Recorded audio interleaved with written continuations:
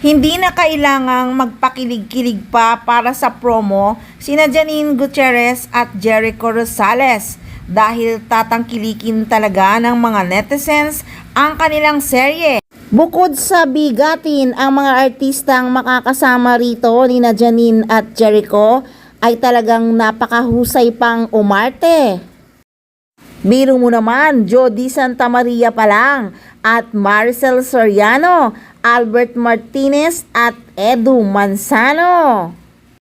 Kaya okay lang na magpakatotoo, wag nang paasahin at pakiligin ang mga fans. Ika nga, trabaho lang, walang personalan.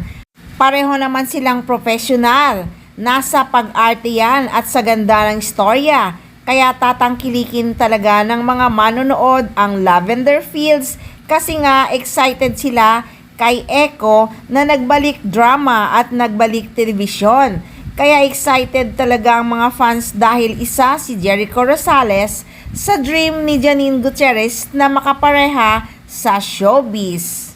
Marami na naman kasing kumakalat na chika na spotted daw palagi na magkasama sina Janine Gutierrez at Jericho Rosales. Hay nako, dapat alam nyo ang kalakaran sa showbiz. Pag may project, kailangan sweet look. Tingnan nyo si Joshua Garcia at si Judia Barreto. Lagi din silang spotted na magkasama.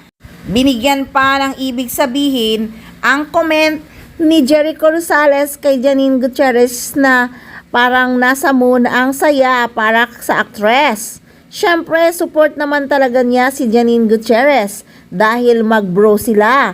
Alam ni Echo ang Paunin dahil nakita niyang support ni Janine kay Pau sa Contramundum.